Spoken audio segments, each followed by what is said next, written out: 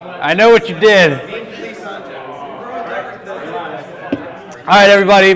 Welcome to RITSEC week. Anyone know what week it is? Is it week 11? 12? Something like that. 10 maybe? All right. Please go ahead and sign in at signin.ritsec.club. Make sure you do that. That'll help us out a little bit. It's just good to know kind of who's coming to the club, so it'll help us out. All right, a couple announcements. RITSEC, it's right around the corner. Very excited. A couple weeks here. There's a sign-in link. If you have a whole team, teams are 6 people? 5 people. Teams are 5 people. So if you have 5 people, you can go to this link and sign up. And then if you're like, hey, I don't have a team, but I think it'd be really fun to compete in RITSEC anyway, we got you. RITSEC solo, and then you can just sign up and we'll just match you with other solo people who also don't have a team. So it's a really good experience. You get to learn a little bit. You get to practice some stuff, and all the things we're going to talk about today is what's going to be happening to you. So that'll be fun. But it's just a great learning experience, and it's a great way to get started if you've never done anything like that.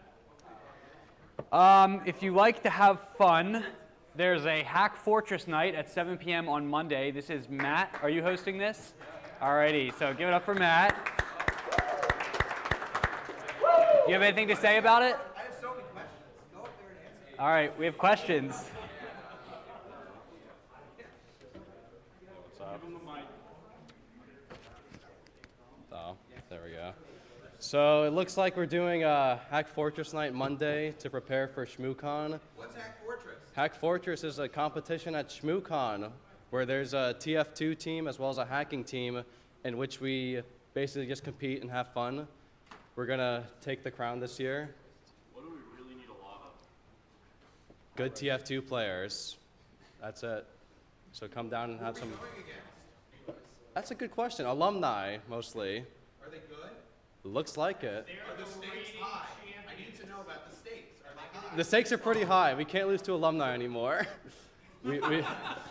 We will win the crown this year.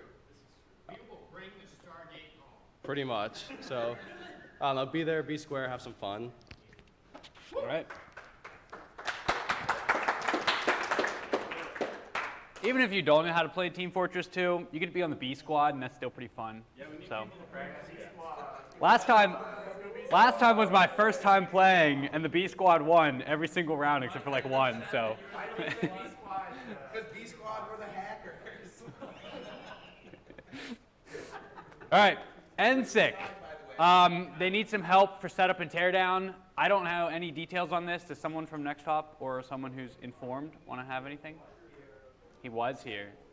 That's not very helpful. All right. So this weekend. It's this weekend. Simon, when's it start? What? When's next ATT&CK start? 8 o'clock? Check-in is 8 o'clock. Competition begins at 9. Breakfast is at 8:30. Okay, so then 9 all day Saturday? They're at 8. And then is it on Sunday as well? Correct. So when's all the teardown going to start? 3:50 is when cleanup begins. On Sunday? Yes. Okay, so be there in the morning on Saturday, or probably, I think they're planning on moving everything in Friday night, or Sunday at like 3:30, and then you can help tear down.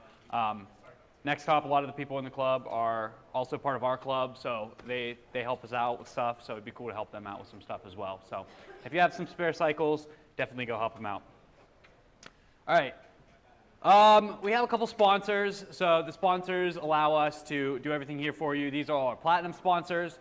The sponsors give us money. They give us resources. They allow us to run these competitions because we spend a lot of money on hardware and computers and all kinds of fun stuff for you guys. So these are the people that make it possible. So we have all the platinum sponsors, and here's all the gold and the silver and the bronze. So just give it up for the sponsors.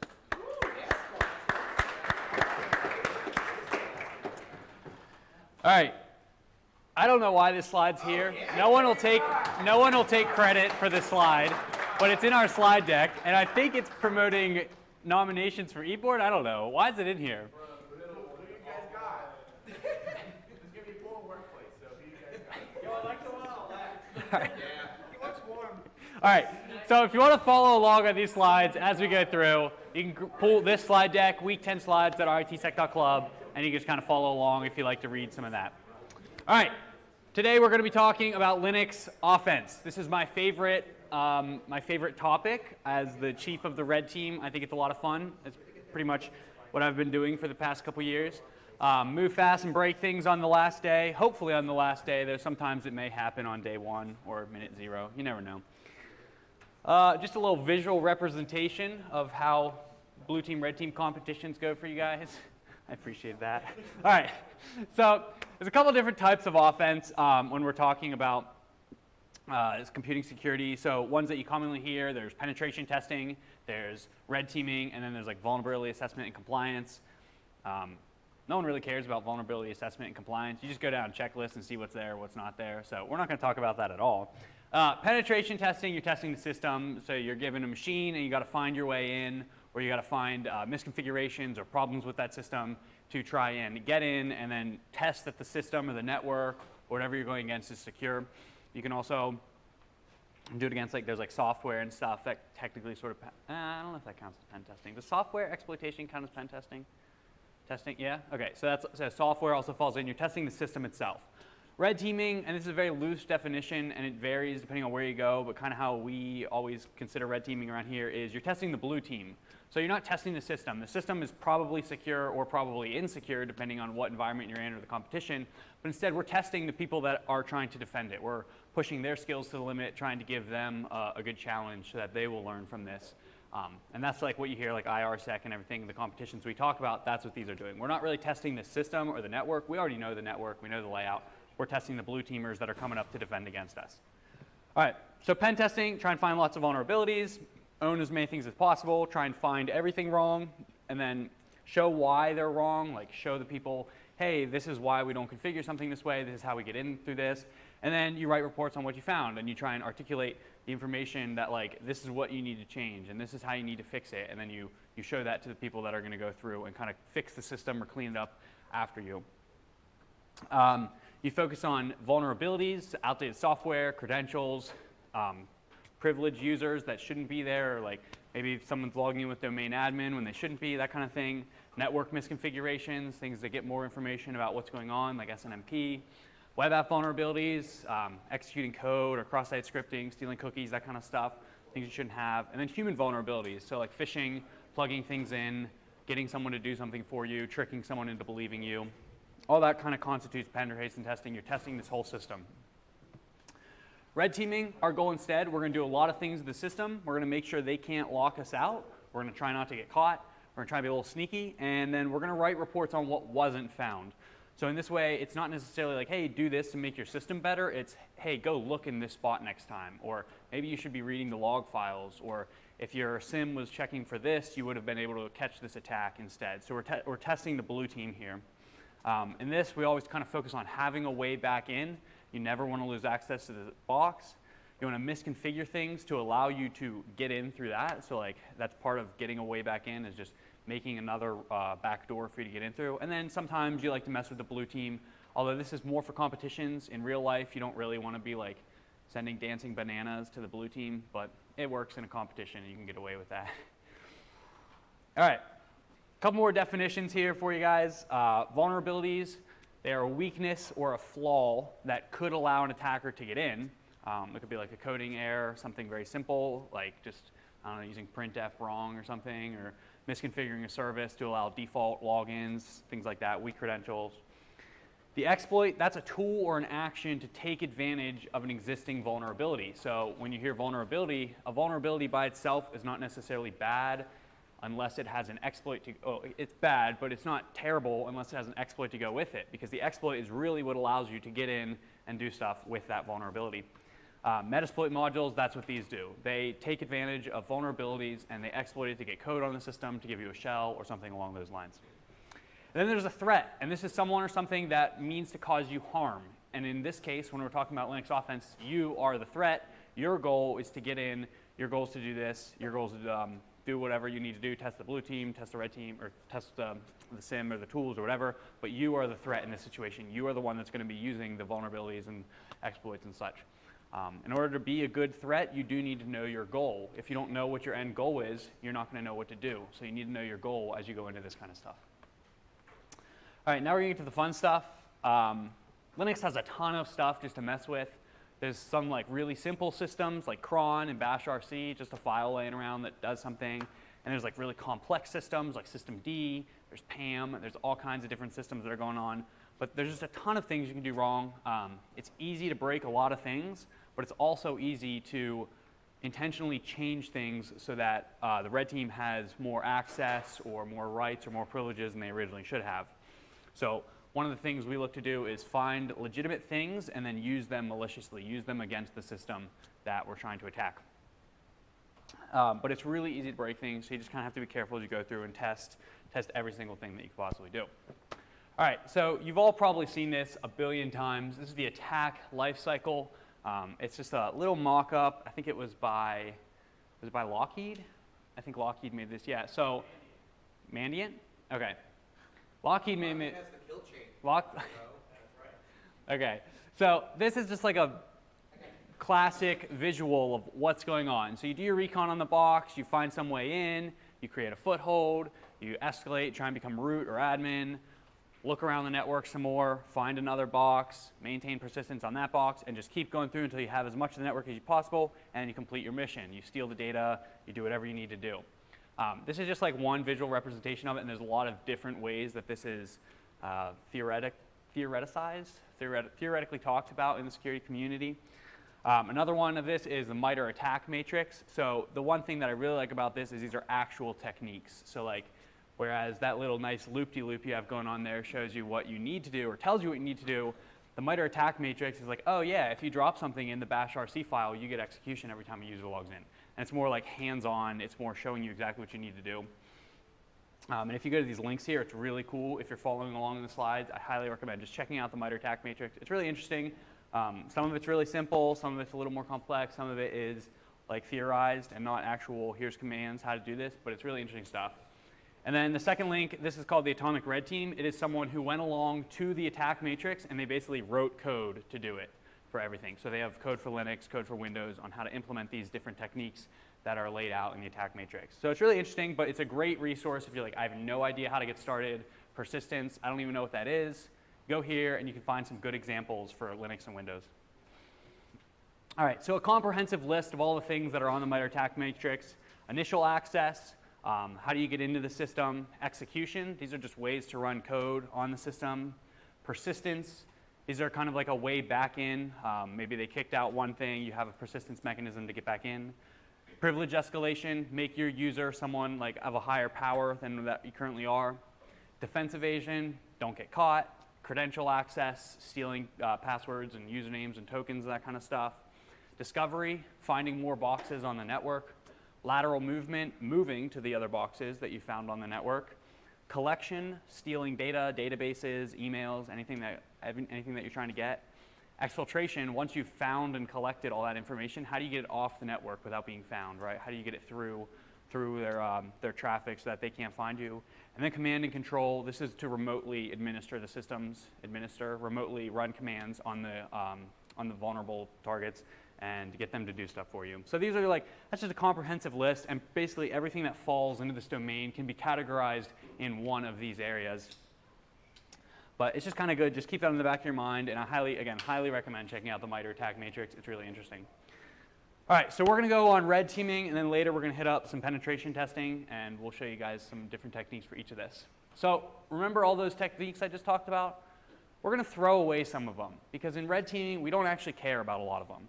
We don't care about privilege escalation. We're probably given username and a root password right off the bat. Lateral movement, we don't really need to worry about that either. We know where all the boxes are, we know the network. Maybe some competitions will throw it in so you have to discover something, but for the most part, we know where everything is and we're gonna have root on it. And we don't need to worry about exfiltration because the blue team already knows we're there. The blue team knows we're in the systems.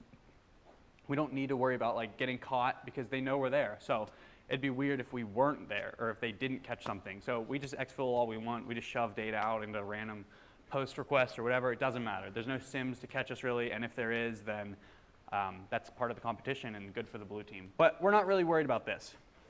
We are worried about initial access. But in this case, it's a little different. It's not finding a vulnerability on the system and getting in. It's usually just running code as fast as possible on that system using the credentials that we're given. Then we're worried about persistence. We do want to evade defense. We are trying to not let them catch us and stop us. We are trying to get credentials because we want to be able to log back in using the blue team's valid credentials.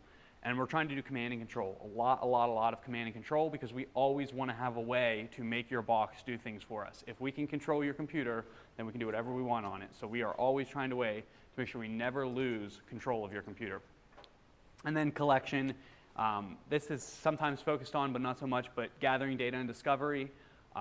Just kind of figuring out what the blue team's doing, trying to figure out, have they put up firewalls? Are they installing a SIM? Are they installing a log collector? And kind of keeping track of the blue teams as we go.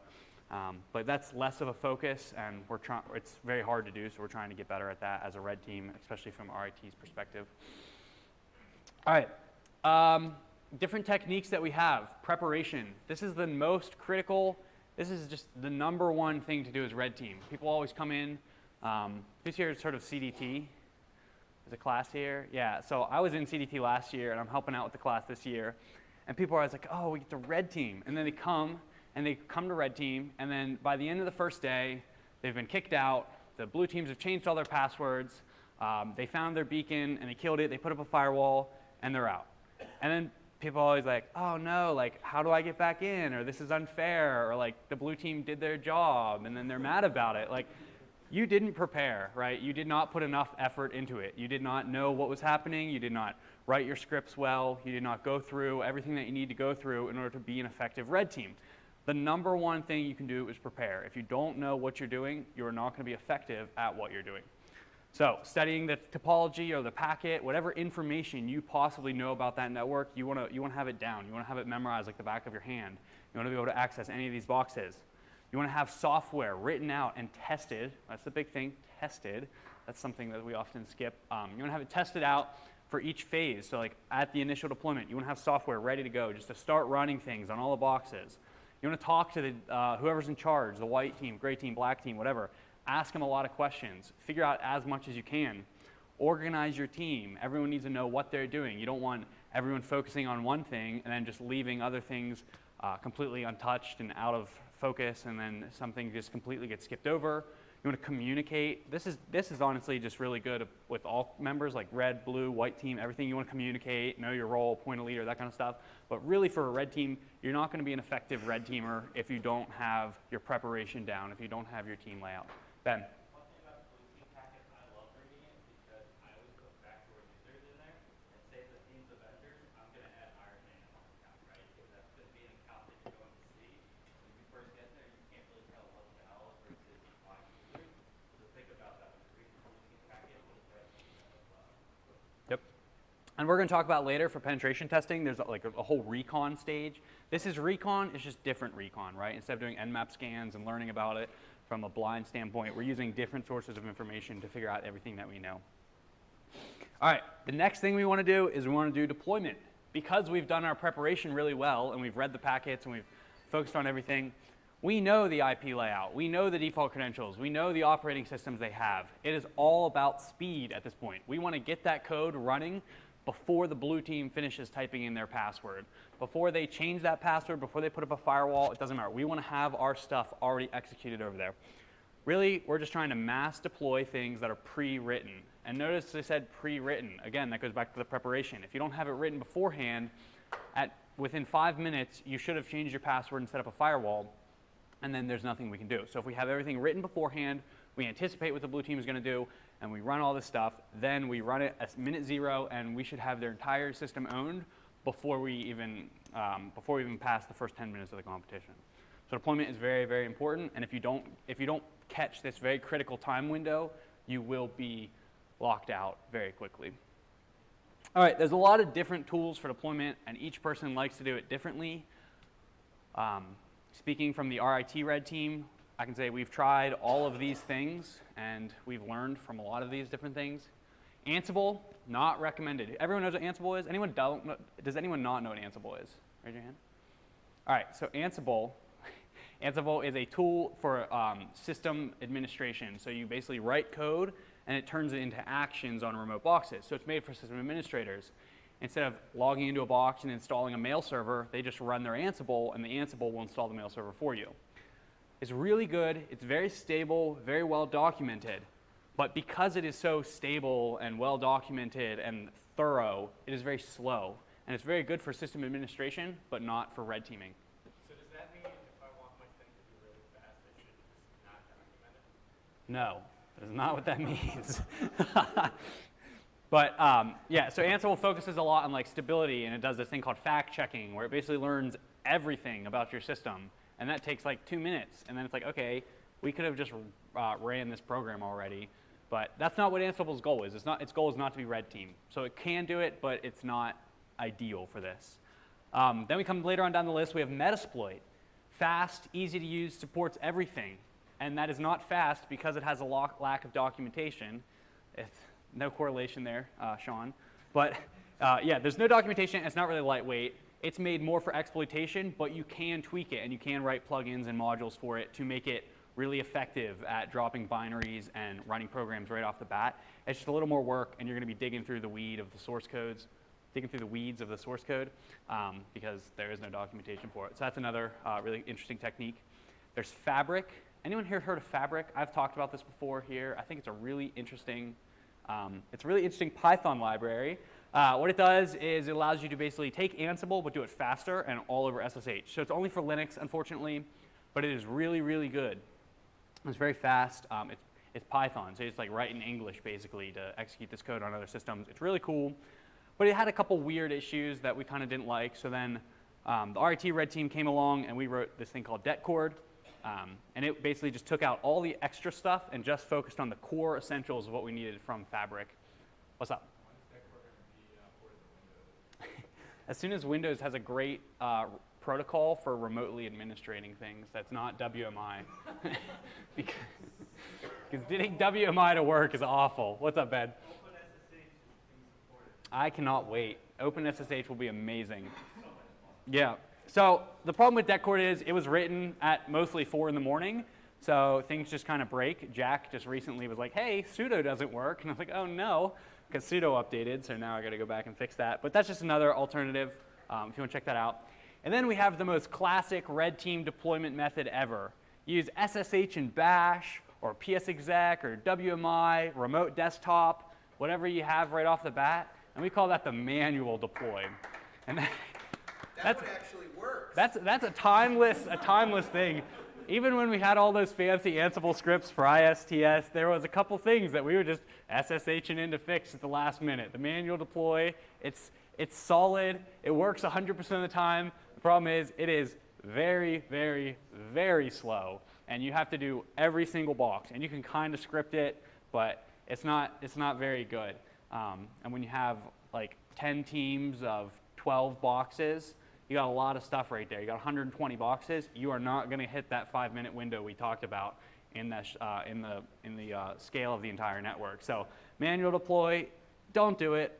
I mean, you will do it because something's going to break, but don't do it unless you absolutely have to. But the good news is you get to hand test everything and you learn more about the systems. What's up, Ben? Windows teams use Ansible. It's the only tool really out there that supports Windows. So, and I like Ansible because it's easy for beginners that kind of one thing to use it and get back to apply things to it. Yeah. So, when you start to get better, then you can kind of move down the list of skills and what comes on this. Yep, it's acceptable. Ansible is also one of the few tools that properly works with WMI, whereas like random tools just don't work with WMI for some reason. All right, so that's kind of deployment. It's, again, hitting that window, getting all your code running, and owning the system right off the bat. What are we going to run? Like, we're talking about running all this code on the system at minute 0. We're talking about having all these scripts ready to go. What are these scripts? These are the persistence, right? Persistence is all about getting a way in. There's many different forms of persistence. There's a lot of different things we can do to a system to get back in. But that is all, everything we're trying to do is through persistence. So it's very critical to not losing access, because even if we hit that 5-minute window, but we don't install enough things or we don't add users or anything, then as soon as they change the password, we're still back out. We can't get back in. So find a lot of different ways to get back in. 1 is none and 2 is 1. If you have 1 shell, they're probably going to find it and kill it. If there's 2 shells, they're probably going to find it and kill it, but at least you have another one to go. But then scale that up so you have like 100 shells, and then you're pretty good. All right, so a couple different things. First thing we're going to talk about is called bind shells, listing shells. they're services. They're running on the box. It's like SSH. It's always running on the box. SSH is a fantastic bind shell, but we want it not to have a password, right? We want it to not be very secure. We have a couple different things we like to use. One of them is called Water Shell. It's written by an alumni here. Water Shell, you basically go to Netcat and you just send it commands, and it'll just execute the commands through UDP. You don't get any feedback, but it's running the code on the other side, you hope. Here's another classic one, blackhole.c. It's from this old communist website I found. Yeah, but there's like, so that's just a C file, and you compile it, you run it, you set what port you want to listen on, it'll listen, and then you just netcat to it, and then you can just say, like, here's a shell, and you just run commands to your shell. There's no password, there's no authentication, it's just SSH without password, right? We have the good old classic netcat shell. You just listen on a port and mount it to bash, and then every time the socket connects, it will spawn a bash shell, connect the process to that socket, and then you're piping things in and out of bin bash. So that's a very useful one. And then we have like legitimate service backdoors. So the first ones are kind of cool, right? Like we have code execution, but a firewall is probably going to catch them. The blue team's going to be looking, and they're going to be like, oh, something looks really funny there. Like why do I see this thing that's listing in my process lists? What we really like to do is we like to focus on the things that you have to keep running. Focus on the services that are already installed on the system and use those against you. So for example, if you have postfix, you're running a mail server. So postfix is up and running, dovecot's up and running. You have to keep them on, or else your scoring checks are going to fail. You're not going to be able to send emails unless it's running. So what I like to do is I like to go into postfix and then just change up a couple little things in the configuration files. That way I can send you emails with code and your system will run them, right? Like that's kind of what we really like, because you have to keep it running. You have to allow it through your firewall. You have to have it turned on. So it's a really good way back in. It's the most effective form of persistence that you can do, is using their legitimate things against them. The RIT Red Team has an example of this. We call it Headshot. Is that the Nginx one, or is that the MySQL one? What's going on? Headshot. Which one is that? Oh, that's the Nginx. That's the Nginx one. So that's an Nginx module, and instead of giving you a web page, you just send it a command in one of the web headers, and it'll run the command and then send you the results of the command back. So it's actually really interesting. You can use curl as root, yeah. So you can use curl to execute commands on a remote web server. But like, again, that's really cool because they have to have their web server running, and their web server still functions perfectly. It'll still serve the web page, and they'll never know it's there, ideally. So bind shells, the attacker is coming to you, right? Bind shells, it's sitting there listening until the attacker comes and does stuff. It'll execute commands, set it back. The complement to that is beacons, reverse shells, callbacks, just all different names for the same thing. So whereas the bind shell is sitting and listening, waiting for the attacker to come to you, the reverse shell goes out to the attacker instead. They can be more stealthy. They're a lot harder to detect on a system, and sometimes. There's a lot of good examples of these. Empire is a classic. It's a beacon. So okay, the big thing the difference between beacons and just regular reverse shells and callbacks is beacons will call back like maybe every 60 seconds or every 2 minutes or every 5 minutes, every 10 minutes. Whereas sometimes a reverse shell is just a reverse connection that's always established. Does that make sense? So that's kind of the difference between those two. So like Empire, that's a beacon framework. So you can be like, okay, every 10 minutes, call back. And then that's really hard to find, because if you're not looking at that precise moment, you're never going to see the network connection listed there. That's the best way to stop those, are at the router layer or firewalls, or finding the process that's kind of running in the background. But they're very different things. Meterpreter, that's a really good one. That's a Metasploit payload. We all use this in CSEC 101 in our Metasploit lab. It's pretty cool. You can do some interesting things with that. Merlin, this is one the CCDC Red Team made. Their goal for that is like it's all in Go. They want it to be able to run on every system, Windows, Linux. You kind of compile it. Puppy, that's another one. That is just another reverse shell. It's not a beacon. None of these are beacons except for Empire. So Empire is actually really unique in that way. But Puppy, that's another one. There's a whole bunch of them. My favorite one is this last one, though. It's like no special program. You just curl something and pipe it into bash. It's very effective, very hard to catch. That's kind of my favorite one to do. But like all these tools, they're very complex and there's a lot of code, but they don't have to be complex. The concept is very simple. You go out to a website, you're like, hey, what code do I want to run? And then you run it. You could change bash and change it to Python. Now I can run Python scripts from a web server. You could do Ruby, you could do Perl, you could do whatever you want. It's just going out to something, getting a resource, and bringing it back. And that could be over web. You could do it over any protocol. You could do it over mail. You could do it over like SSH. You could do it over literally anything. It's just going out to the attacker and then downloading stuff and running it. All right, another form of persistence, Autoruns. So these are really nice because they don't require interaction from the red team. They don't require you to really do anything. They're just going to be sitting there just kind of looping. You can do a cron job. This is the one we've all seen used before, I hope. Cron jobs are pretty interesting. You go to a text file and you say, all right, every 6 minutes, run this command. And every 6 minutes, it'll just start running that command right off the bat. So that's for things that you want to constantly have running. Maybe establish a new beacon at that time or something like that.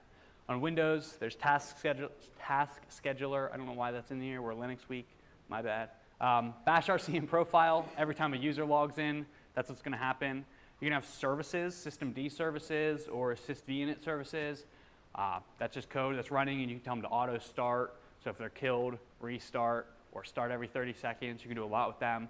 Just things that are constantly automatically running. Startup commands, whenever you reboot, automatically going to run. And again, when you do this stuff, get another beacon back, right? Every time they reboot, you want to get another beacon. You want the red team to have a way back in via all these things. So your mindset as an attacker is, how can I take these systems, these legitimate systems that exist for a reason, and allow them to work for me as an attacker? We have a lot of just general misconfigurations, and this is the best thing about Linux.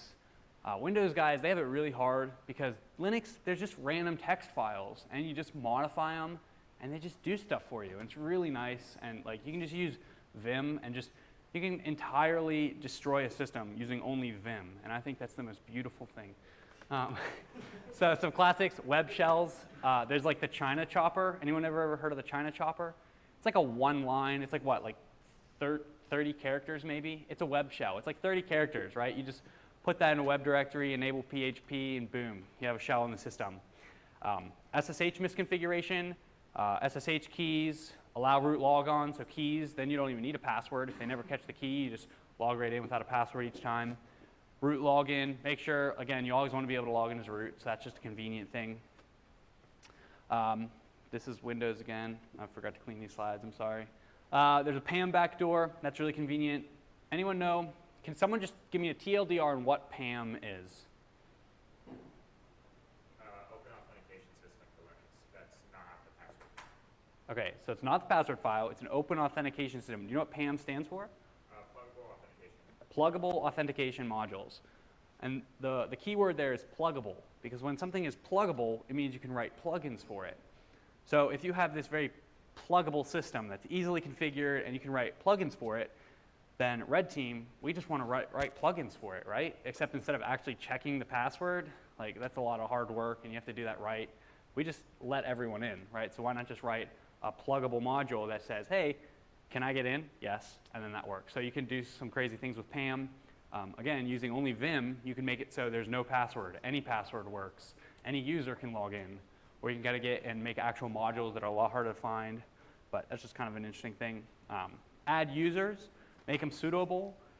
Right there, Etsy sudoers, just echo something into it that says all, no password all, and any user can just sudo any command and become root without having a password at all. So there's a lot of simple things that you can do just to break misconfigurations, and most of them are just sitting around in text files. All right, and then collection, figure out what the blue team is doing, steal their firewalls, steal their scripts that they're running. We like to look at what Red Team is putting on the system, what they're downloading to use against us, and then we know what's going on. Watch firewalls, again, this is a tool we wrote called Campfire. It's written by our boy Jim right here. That just downloads all their firewalls and ships back to us so we can watch it. And we go, hey, this is what the blue team's firewall is at this point. Key logging, what are they typing? What commands are they running? This is all valuable intel to the red team because then we have better insight onto what they're doing. And steal data hidden on the boxes. This one's more of a real life thing and less of competitions, but actual emails, things like that. There's a lot of stories from pen testers where like going onto an email server, they looked through the emails and they found passwords in the emails or that kind of thing. Or in a database, there was some plain text credentials and then they could further use that to look around. Again, sorry, just going back to this collection thing. If you don't know what your goal is though, you're not gonna be effective, so just know what your goal is beforehand.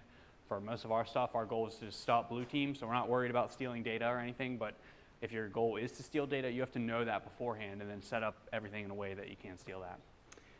Here's some of my personal favorite tricks that I like to use. You can remap any key on the keyboard using that text file right there.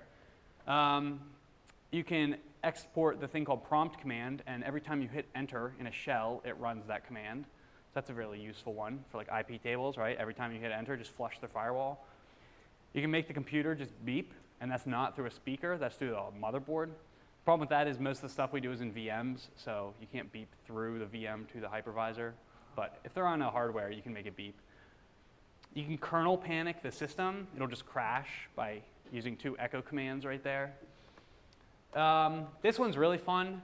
You can turn an entire file system into a website. So if you're root and you run this, and then on port 8080, if you just navigate to the IP address on port 8080 and you said like whatever port 8080 / etc password, it'll just give you etc password, or /bin bash, it'll just download bash. So that's a really good one if you're just trying to like get stuff off their system. It's kind of fun. You can't execute commands, but you can steal everything from them. Allow root to log in through your SSH. Again, modify another text file. Keylog a process. This one's pretty cool. It'll just spit out anything that's input into the PID that you're given. So like if you have their bash shell and their process ID number, just throw an strace on it and you'll just watch all the keys that they're typing get listed out there. Joe? Do you run that open SSL command as root? Yes. Well, if you don't, you can run it as any user, but you're only going to get access to the files that that user has. So it's just a nifty one, and they don't even need a web server installed because OpenSSL is installed by every Linux distro by default. So yeah. And then you can sinkhole resources, so like Google or Stack Overflow, kind of things that Blue Team would be using, GitHub, Google Drive, anything that they're going to be using to download their scripts. I like to just block them right off the bat so that they can't get all their scripts. So that's a fun thing to do. But yeah, so any questions about red teaming in particular, like just how we do it or thoughts? And a lot of it is like, oh, it's all these like random things. It's just random things, but that's not what makes it hard, because a lot of this stuff is on GitHub or on Google. The hard part is putting it all together and planning your operation. That way, as soon as you hit go, it's scripted out and runs automatically. And that's where red teaming is actually difficult, because finding these little backdoors is pretty easy, but actually getting them to do it in an efficient and useful manner, that's the hard part. So like, that's why I'm not really saying like, oh, here's how you install an Empire beacon. Well, that's really cool. You can find 100 tutorials on that. What's actually cooler is maybe getting an Empire beacon to run every time they press enter, or like using the auto schedulers to run an Empire beacon and that kind of stuff. Does that make sense? All right, moving on to penetration testing here. So this is like the complement to red teaming. This is more testing the system. So we're not really focusing on just like getting a billion different ways of persistence. Usually like 1 or 2 ways for persistence is pretty good. And it's more testing the system. We're going to try and figure out what that's doing and approach it from more of a black box standpoint. So steps to take for this: we want to get information. This is called Reconnaissance, or Recon, a lot of people just call it. Once we have the information, we have what services are running, then we want to get access. We want to find an exploit for those services or find some way to use that service to get on the system. Once we have that, we want to try and get root. Once you escalate your privileges up to root, we can do whatever we want, and then we, again, install persistence or start finding your data, start doing the collection, focus on your mission of like, what else can I find on the network, do lateral movement, and that kind of thing. But again, you have to know your mission or you're not going to be effective at what you do. Recon, there's a lot of tools for this. The most famous one we've all heard, we learn it in every single CSEC class at RIT, Nmap. So you just run some magical commands and be like, yeah, here's the services that are listening on this. This is a flag. This is what I like to use when I'm not trying to be stealthy at all. It's the most aggressive scan type. It'll detect the version, and F, I think, is the most top 1,000 ports or something like that. So there's just a lot of different commands. And if you're actually doing like a network where you don't want to be detected and you're trying to fly really low under the radar, don't run that command. There's a lot of different commands for that. You can even script it. But for something like a demo today or just running a competition, that Nmap command is pretty cool. That's going to list out the services. So like, oh, here's a web server running Apache, and this is the version number. Hopefully you can get that. Maybe it has a mail server too, FTP. Then you get the version numbers from that, you drop it into the CVE, and you see if there's any known exploits, right? Maybe it's an old version of Apache that has an RCE. Maybe they're running like a version of WordPress or something, but you'll be able to find all that out and see if someone's found an exploit in that. If you can't find something like that, maybe just try and learn about it, like common FTP misconfiguration, right? Maybe there's something about this protocol that is commonly messed up, or that you can use to get in or to find some sort of information. And Googling things, like a lot of this is just about Recon. You don't know anything on the system, but once you kind of take these steps, you just try and learn more about it. This is just a little bonus here. It's called explain shell. That's just on there because like if you don't know what all these flags are, you can just drop a command into explain shell and it'll be like, here's what that command does and describe each one. So if you see stuff on this, just use that. It's kind of useful and you don't know what it does. All right, web. If you have a website, there's a lot of different web scanners out there. It seems like there's like 1,000 just on Kali Linux alone. But knif3, that's a really big one. So you just put in a host and it'll just like run things, tell you information, and it'll do a lot of this for you. It'll be like, oh, hey, it's running this, or here might be SQL injection at this place, and it'll do a lot of this searching. Dirbuster, that just tries to brute force different paths on the host and be like, okay, here's an admin panel that you may not have discovered, and just find more pages on the website that maybe you can use to increase your attack surface. And then SQL map, that's all focused on like SQL injection and doing different things on the website to interact with the database to then try and get code execution or steal extra data or something like that. But again, all of this is from an outside perspective. We don't know too much about the system. We have access to the service. We're just trying to run remotely. Once we get on the box or you find some way to execute commands, then we want to do a lot of local recon. What services are running? What else is listening? What ports did I not discover initially? Maybe they're running something on like port 8,000 that you never would have caught because your Nmap scan only went up to 1,000, that kind of thing. Maybe they're doing a weird port. You can find out more local host services, that kind of stuff. So netstat, SS, that's going to tell you what's going on with that. Find running processes. Maybe you see like the cron service running. Then you want to figure out, okay, what's the cron? Like what's running every 10 minutes, that kind of thing. So PS, top, that's going to show you that kind of stuff. Check your configuration files. I'm assuming you're not root, so these are going to be read-only.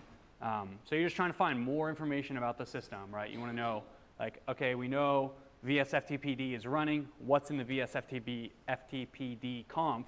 Like, what is in there that we can use to kind of help us get more information about the system? And it's all about just using the little pieces that you find to find out more. No, I thought, okay. Once we have that, we want to ideally get access. So if you did find a legitimate exploit, or you have like credentials or something, you can use Metasploits, exploits, and scanners to kind of get in. So like the scanners are good for like SSH login and that kind of stuff. And then the exploits are good if like, oh, here's a really old, I don't know, what's a vulnerable service? Just an old service that has a RCE in it, and you can, Metasploit probably has a module for it, you get in that. Brute forcing, that's another famous way. Just try top 10,000 passwords against MySQL, that kind of thing. So that's just another common technique. Privilege escalation, this is a little bit more difficult. It used to be a lot bigger. I feel like there's a lot, like, there's always the common things you see, like SUIDs and stuff, but I feel like we've gotten to the point where we've really fine-tuned a lot of them out of a system. So a system administrator really has to do something dumb, or it has to be a really old system in order to really get something like this. But there's also a lot of exploits that will just get you root on a system once you're already on. Russ? I believe Linux Checker 2. Ooh. I think it's might be just for kernel exploits, but I believe the second. Okay, that's really good to know. So yeah, so this tool, Linux Priv Checker, I think it's a bash script. It just tries all this stuff for you, sees if you can do something. It basically takes these guides and turns them into a script and just kind of auto runs it. But if you're really looking to get into this, here's some really good cheat sheets on it.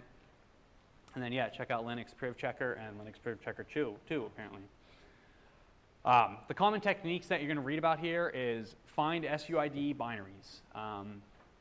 Someone want to give me a TLDR on what SUID is and what it stands for? Josh?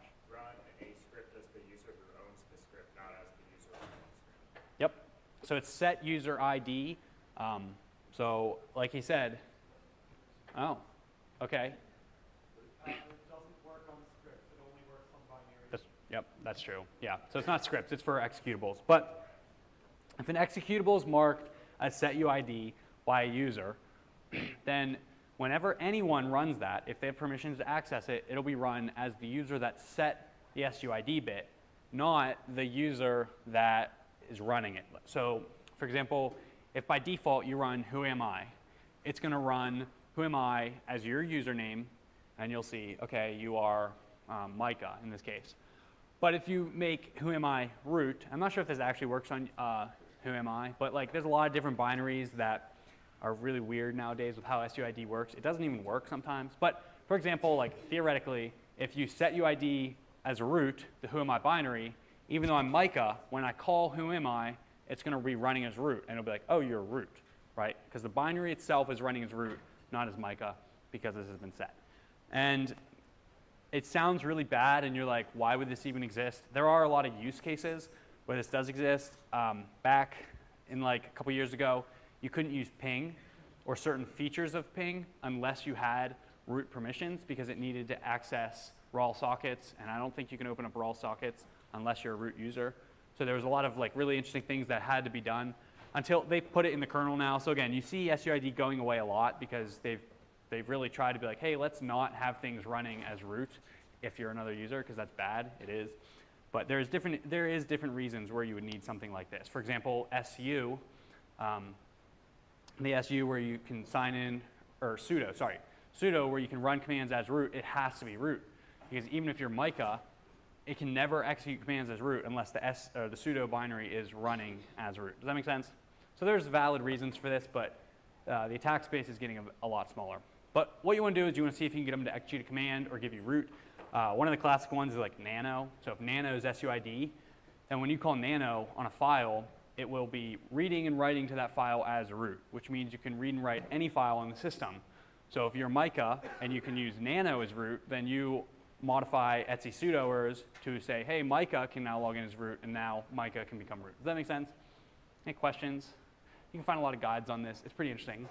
Another thing, world writable files, kind of the same concept, except with like config files. So maybe you could get like, I don't know, there's different examples. Maybe you get postfix to do something, or you could change something so a different service is always running as a user, or maybe so it allows unauthenticated or change where it's authenticating from, that kind of stuff. There's a million different things you can do with config files. Can you get it to execute arbitrary commands, that kind of stuff? A lot of services will just run arbitrary commands if you set it in the config files, that kind of thing. So it's all about finding things that you shouldn't have access to, but you do, and that's kind of privilege escalation. And again, complete your mission. So we want to know our goal, download the files, dump databases, read emails, find more boxes, and kind of pivot from there, and then write up a report and try and get people to fix that, and that's kind of the pen testing thing. Or if you're using it maliciously, maybe try and write a report so you get paid or that kind of thing, or you can actually steal stuff. So good resources for learning. These are all very like pen testing thing. Hack the box. There's a lot of different boxes that are set up for this style. Like maybe scan it, find a cool exploit or that kind of thing. Use Metasploit to get in. It'll kind of help teach you that mindset. DVWA, the damn vulnerable web app. That's a really good one for web app. It's a massive web app that's misconfigured to allow you to do different types of web exploits and everything against it. And you can set like easy, medium, and hard to do different levels of stuff. So if you're looking into getting into like web pen testing, that's a really big thing. For red teaming, GitHub and Twitter, these are like my favorite ones. You can find a lot just by following some good red teamers on GitHub and Twitter. They'll usually be like, hey, look at this cool trick I found. And they're like, oh, that's really cool. Maybe I could implement that into my tool or that kind of thing. And then just talking to people who do red team. There's a lot of us red teamers at RIT. So if you want a red team, just talk to us. Ben? My personal favorite is Vulnerabilities because they had vulnerability attack. Okay. And they also have write-ups. Ooh. Really good to start or get stuck without write-ups. You can find all the write-ups for Hack the Box too. I do like how you can download the VMs though instead of having to VPN in. So I should add that to this. Vuln Hub. Yeah, so Vuln Hub's another really cool one. It's basically like Hack the Box, except you get to download the VMs. And I think it's actually older than Hack the Box, but I don't know. All right. Any questions? My GIF is not working. That's sad. Any questions? What? All right, I didn't mean to start a GIF debate. Matt, what's up? Let's say you got like a reverse shell system and you're just a low-risk user, and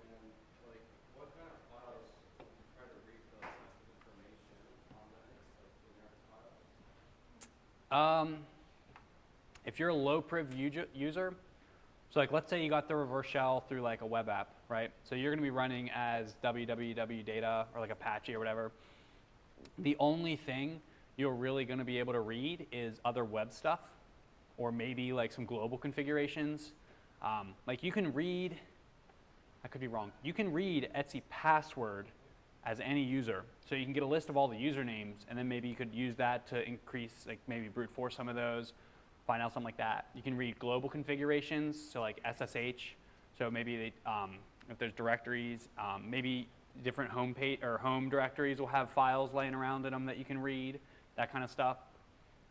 What's up, Russ? To kind of add on to what you're saying, when I was going to play OCP, I did a lot of like hackablots and like the CPF style boxes. A lot of times, if they give you like a www user, they usually want you, like Micah said, to look around in like the web directory and like look at the web configuration files. And like, I know for WordPress, like there's a lot of like sensitive information, a lot of the WP config files. Another one I see like all the time in those CPF style things is like Etsy password will be world writable. You can just write your password to the root account from there. That's like not really common one for whatever reason. So. Okay. Yeah, so there's a lot of just different, like, if you're doing things like Hack the Box or Vuln Hub, there's going to be a path. There is some sort of thing. So again, global configuration files, really anything you have access to, and you can use like the find command to just find everything you have access to and that kind of stuff. So just kind of pivot as much as you possibly can to look at different things. So any other thoughts or questions? No, it's working, but not when I hit present. It's really weird. Whatever. Any other questions? All right. I think Scott and Choi have cooked up a pretty cool demo for you guys. So I don't think there's a link on here, Scott. It is demo help now. All right. So there's a link posted on demo help in Workplace. Go and find that. I'm also going to drop a link here in the slides if you all need to find it through that.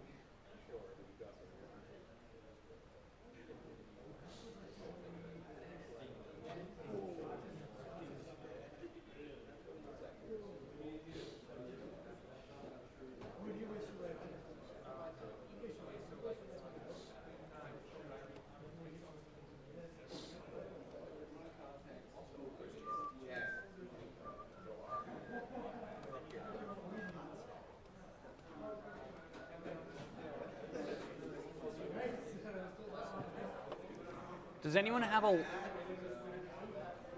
a laptop? My Spotify's broken, so I can't play music. Oh, wait, it just worked again.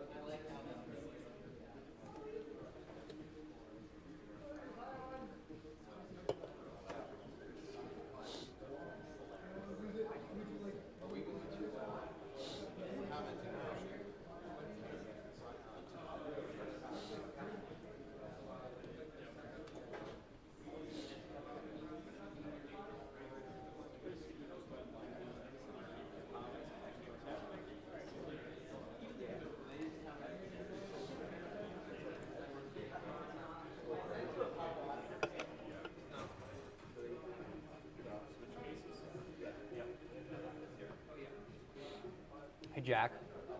Can I break the stream stuff real quick? No.